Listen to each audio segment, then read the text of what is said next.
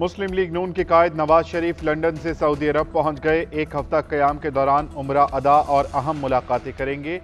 नवाज शरीफ 17 या 18 अक्टूबर को दुबई पहुंचेंगे। 3 दिन क़याम के बाद लाहौर के लिए रवाना होंगे। दुबई से पाकिस्तान के लिए खुसूसी तैयारा बुक करवा लिया गया। तैयारे को उम्मीद पाकिस्तान का नाम दिया जाएगा। परवाज में 150 अफराद की गुंजाइश है। नवाज शरीफ दुबई से लीगी कारकुनों और सहाफ़ियों के साथ रवाना होंगे। साबिक वज़ीर आज़म मीनार पाकिस्तान पर जलसे से खिताब करेंगे।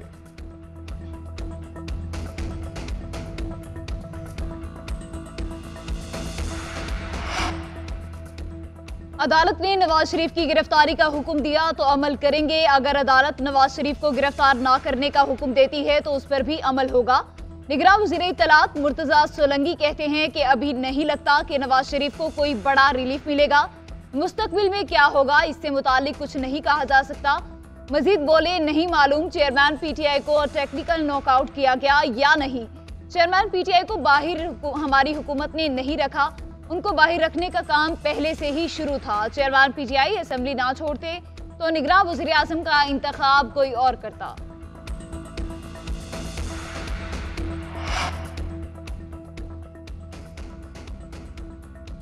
शेखुपुरा सरगोदा रोड बाईपास पर मुबैना पुलिस मुकाबला। 5 डाकू हलाक। पुलिस के मुताबिक मुलजिमान को रिकवरी के लिए ले जा रही थी कि मुलजिमान के साथियों ने पुलिस वैन पर फायरिंग शुरू कर दी। डाकू अपने ही साथियों की फायरिंग से हलाक।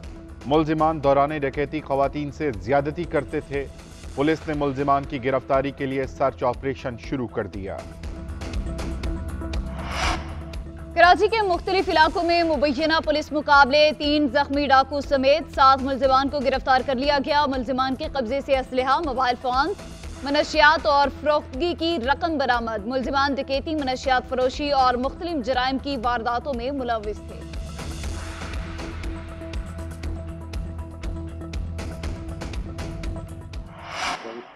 सुप्रीम कोर्ट से मुताल्लिक बनाया गया पार्लियामेंट का एक्ट बरकरार रहेगा। प्रैक्टिस एंड प्रोसीजर एक्ट के खिलाफ दरखास्तें मुस्तरद।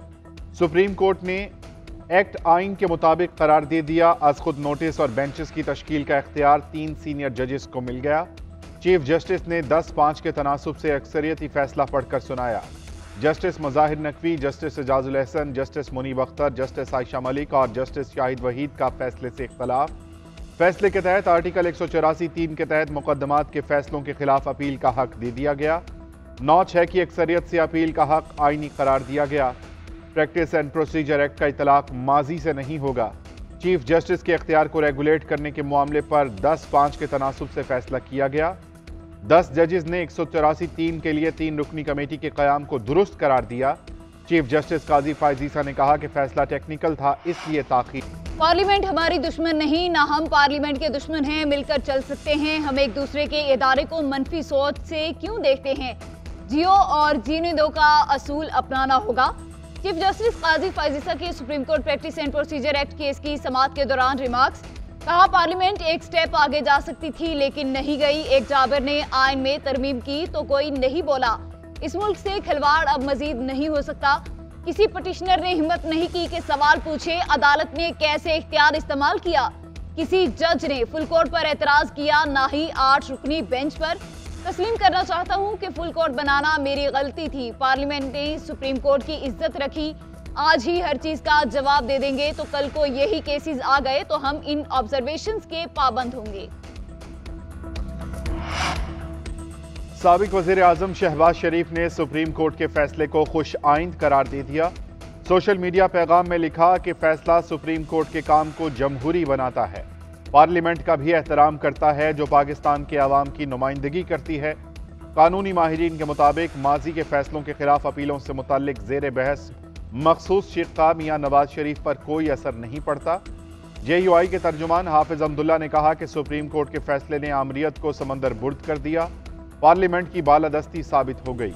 पार्लियामेंट और सुप्रीम कोर्ट में टकराव का खात्मा हो गया। राजा परवेज अशरफ का कहना था कि फैसले से पार्लियामेंट की इज्जत और तकरीब में इजाफा हुआ। साबिक वज़ीर-ए-आज़म शहबाज शरीफ से मौलाना फजलुर रहमान की मुलाकात। सियासी सूरत हाल, शिफाफ और आज़ादाना इंतखाबात के हवाले से मुशावरत।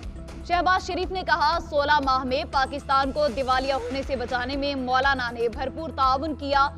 तमाम जमातों ने 16 माह में सियासत का नहीं, सिर्फ रियासत बचाने का सोचा।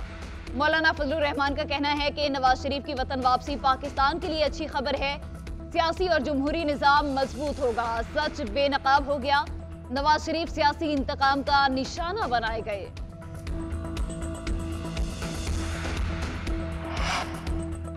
साइफर केस में फर्द जुर्म आयद करने का हुक्म चैलेंज। चेयरमैन पीटीआई ने इस्लामाबाद हाई कोर्ट से रुजू कर लिया। 9 अक्टूबर का ट्रायल कोर्ट का हुक्म कल अदम करार देने की इस्तदा। मौक़िफ़ अख्तियार किया कि ट्रायल कोर्ट ने लिखा कि केस की नकूल वसूल कर लें, हालांकि नकूल वसूल नहीं की। जेल समात के खिलाफ हाई कोर्ट के फैसले का भी ट्रायल कोर्ट ने इंतजार नहीं किया। उधर तोशा खाना और 190 मिलियन पाउंड में जमानतें खारिज। चेयरमैन पीटीआई ने इस्लामाबाद हाई कोर्ट में मुतफर्रिक दरखास्तें दायर कर दी। मौक़िफ़ अख्तियार किया कि दोनों रेफरेंसेस में गिरफ्तारी का खदशा है। मरकजी दरखास्तों के फैसले तक गिरफ्तारी से रोका जाए। चेयरमैन पीटीआई को सहूलियात पर मुलाकात की इजाजत से मुताल्लिक फैसला महफूज कर लिया गया। वन वे की खिलाफ वर्जी पर सख्त एक्शन होगा। खिलाफ वर्जी करने पर मोटरसाइकिल और गाड़ी बंद होगी। निगरान वज़ीर आला पंजाब मोहसिन नकवी की अकबर चौक प्रोजेक्ट के दौरे के बाद मीडिया से गुफ्तगू। बोले बेशतर हादसात वन वे और ट्रैफिक कवानीन की खिलाफ वर्जी की वजह से पेश आते हैं। मजीद कहा लाहौर में 10 थानों की तामीर शुरू करा दी गई है। पंजाब भर के 750 थानों की हालत बेहतर बनाना चाहते हैं।